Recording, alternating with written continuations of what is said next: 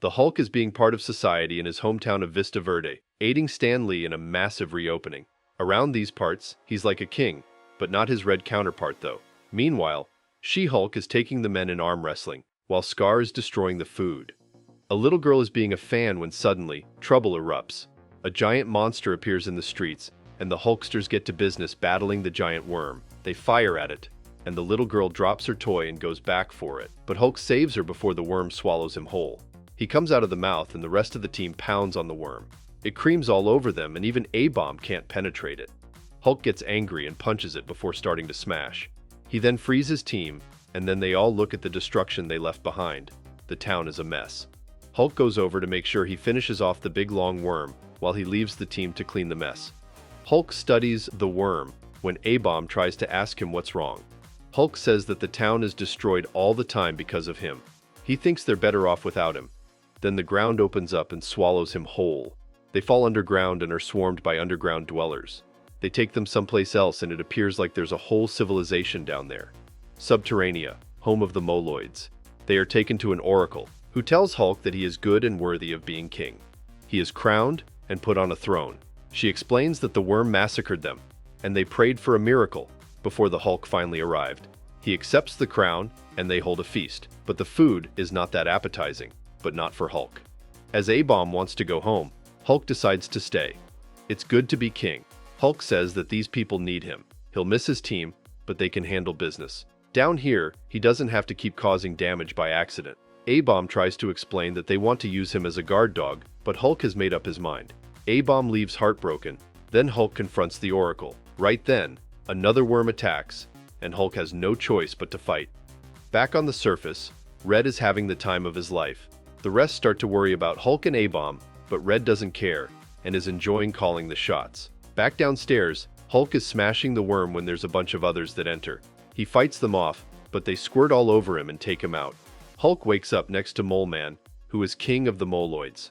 Hulk is surprised to hear this, as the Moloids seem to appoint a king every other day to protect them. Mole Man found the Hollow Earth by accident and became their champion. He says that Hulk was lured by them, and that being a king here is a short-term job. This makes the Hulk angry and he decides to escape, but he's a buffoon. He wakes up a bunch of eggs, but then A-bomb comes to the rescue. Mole Man attacks the worms, and then Hulk decides to turn up the heat, splitting the floor apart and throwing everything into the fire. There's still the Queen though, and she arrives on cue. On the surface, Skaar leads the team to Hulk and Rick, and they decide to go in fully prepared.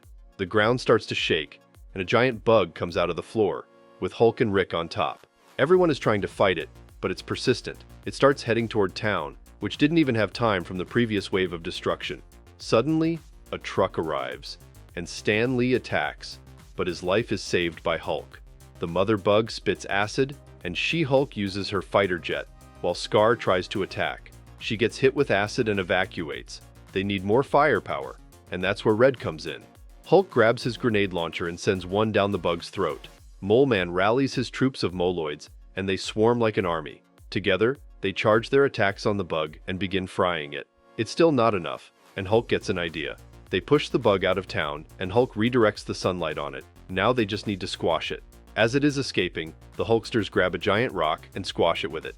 In the aftermath, Hulk thanks the Moloids. They try to enlist Hulk back, but the town says that without Hulk, they would have been toast ages ago. The little girl begs him to stay. Finally, Hulk honors Mole Man as the king in an unexpected turn of events, and they all go back to eating. The team gets to eat for free from now on. Hulk saved 2 cities in a single day. Not bad at all. Later on, Hulk is trapped by his own team to be taken on vacation. He still thinks that he's still trashing every place he goes to, and puts everyone in danger. He thinks this is a bad idea, but the team is determined to go on holiday. They prepare for landing, but Wolverine lands on them, sort of. They release Hulk while Wolverine rips up the plane and they crash. How many jets do they have? The team is not sure if that was really Wolverine, and it looks like he finally went rabid. It looks like a werewolf attack. Wolverine comes back and tries to attack his longtime enemy Hulk. The two square off, but Hulk doesn't even recognize Wolverine in there. Hulk smashes Wolverine, but it doesn't faze him. Wolverine prepares to attack again, but suddenly he begins to crumble down in front of Red Hulk, transforming back into his regular self. Suddenly, the normal Wolverine is back with a giant headache. They explain to him that he was possessed or something. Red Hulk tries to intimidate him, but Wolverine can't be intimidated. Hulk steps in and breaks it off. Wolverine explains that he was bitten by a Wendigo. Just like in a zombie movie, there's no cure, and Wolverine's healing factor is the only reason why he came back.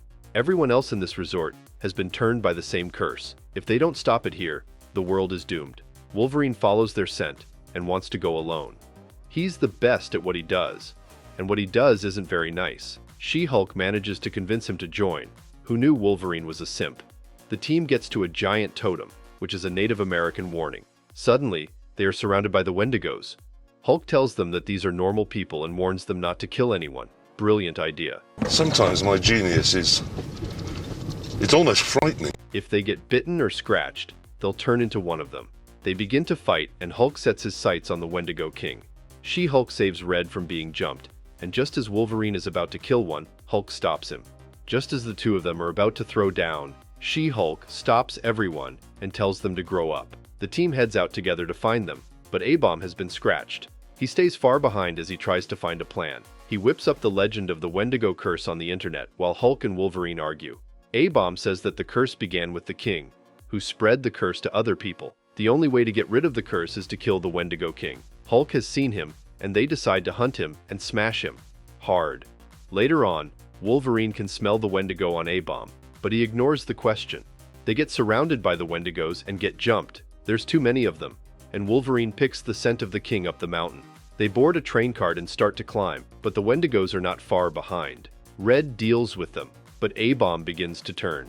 He turns and attacks, all while they get surrounded. They keep trying to fend them off, but they're too much. She-Hulk gets scratched as well, but Wolverine is up to something. He cuts the cable off and sends everyone crashing.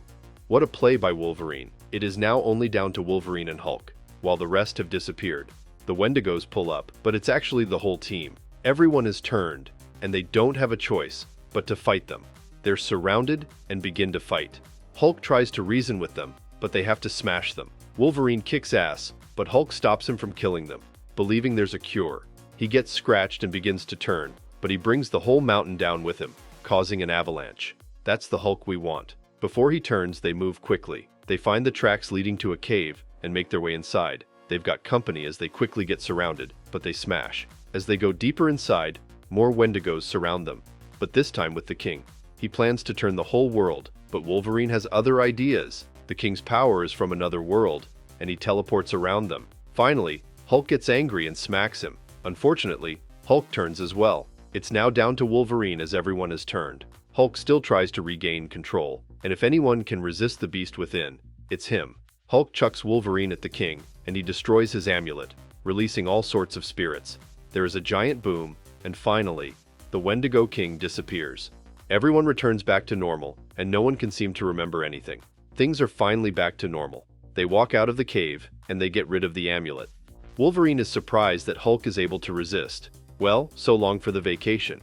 Wolverine, as usual, stole the show in this episode. He always does in any adaptation, whether it's a Deadpool movie, Spider-Man animation, or the Hulk. Wolverine will always be goated, and we wish we can see more of him. Well, this brings us to the end of today's video. Don't forget to leave a like and subscribe to our channel to get more videos like this one. Your support helps us grow. And tell me what you think about this series. Which episode did you prefer? What did you think of Wolverine? How epic was it to see a werewolf Wolverine facing off against the Hulk? Let me know in the comments below. I read all of them. And if you're watching till now, thank you. I'll see you in another video soon.